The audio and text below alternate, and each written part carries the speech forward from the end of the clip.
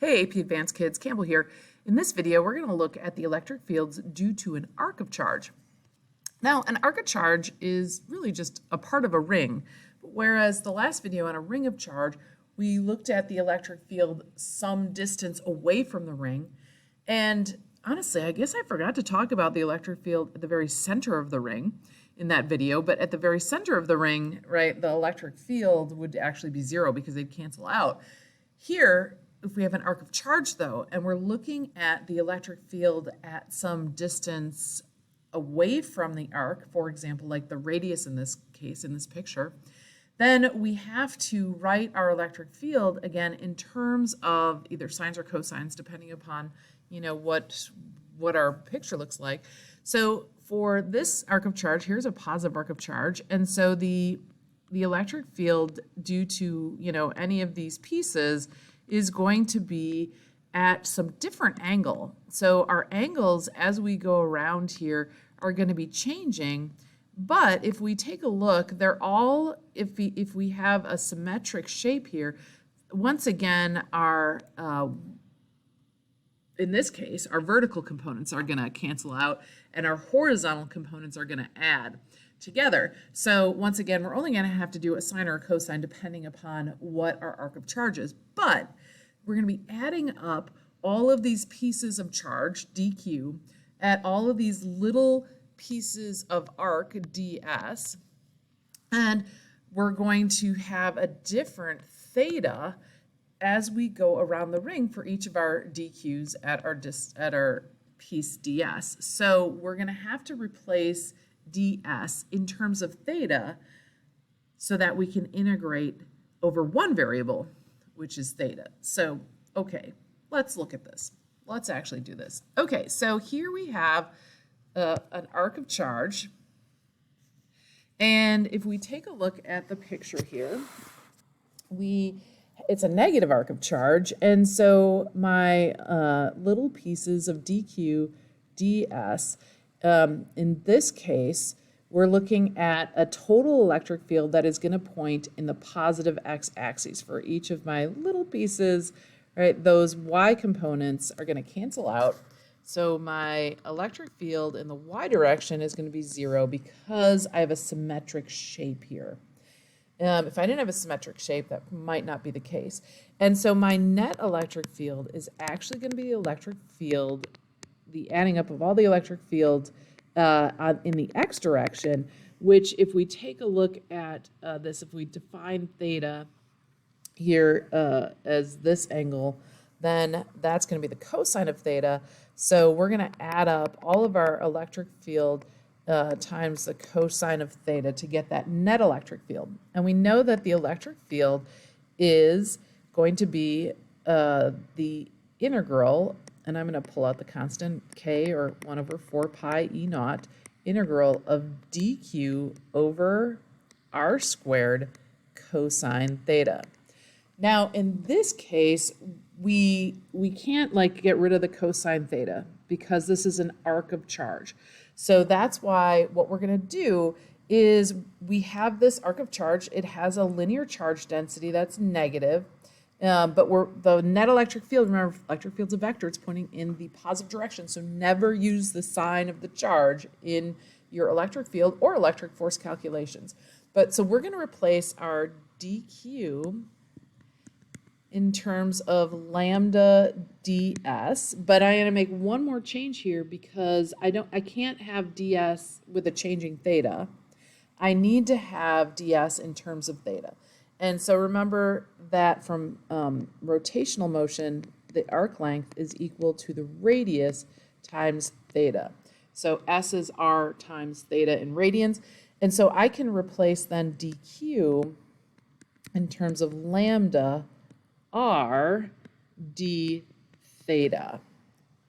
Now, R being the radius, because that's what we're looking at. We're looking at this at some distance x away, which is at a radius of r, and we're looking at r, even though the picture doesn't say r.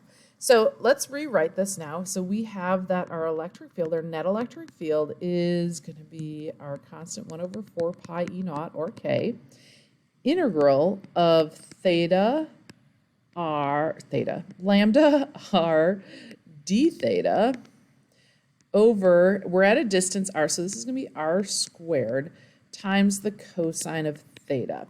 All right, so we can do some simplifications here before we do any sort of integrals, and of course we have to set limits as well. So we're going to get rid of an r. That's a constant. We're at the radius, so we can pull that out. We can pull the lambda out, and we get lambda over 4 pi e naught r, or k lambda over r. And we're going to do the integral of cosine theta d theta. Okay, now we got to set some limits here. And this is really the only thing that changes. So far, this process is going to be the same for any arc of charge that you use, provided it's symmetric around an axis. If it's not, then you're going to have to do a cosine and sine sort of situation. But it's the limits of the integral that really, for the most part, change. So if I look at this picture here, and I kind of messed up my one here, but this is a negative theta. So this angle here is a negative theta, and this angle up here is a positive theta. So that is my limits of this integral. So now we just gotta do the integral. Okay, so we have our constants, lambda over 4 pi e naught r. The integral of cosine theta is sine theta. And we're going to go from negative theta to theta. Okay, so that means that we have lambda over 4 pi e naught r, the radius, and we have sine of theta minus a negative sine of theta. So that's going to be a plus sine of theta. And so we're going to end up, therefore, with the electric field being lambda over 4 pi e naught r times 2 sine of theta. And of course, you could, make that look a little prettier. We could get rid of that 2 down there, and we could have lambda over 2 pi e naught r times the sine of theta. All right, so there we go. There is an arc of charge. Now, of course, you could have done this in terms of k, right? If we had done that in terms of k instead of the 1 over 4 pi e naught, then we wouldn't have canceled that. We would have had 2k lambda sine theta over r. So that's what it would look like. Oh, that looks like a decrepit k. So here, 1 over 4 pi e naught, here if we use k. Now, like I said, the only thing that ever changes is the limits. So for example, if instead we had our arc of charge and, you can't really see it over there, can you? We have our arc of charge and we go from like here to here.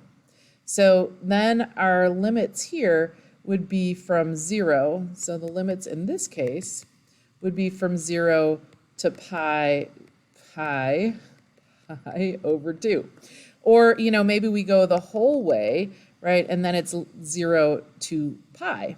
Or, maybe we have our arc like this, and we go from 3 pi over 2 to pi over 2.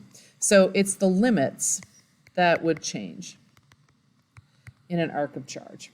But other than that, the process is the same. Unless, of course, we have a sine theta. Because here, notice here, we aren't symmetric about an axis. So here we would actually have to do a sine theta and a cosine theta in our integral. But anyways, we can talk more about that in class if you'd like. So, hope you enjoyed this arc of charge.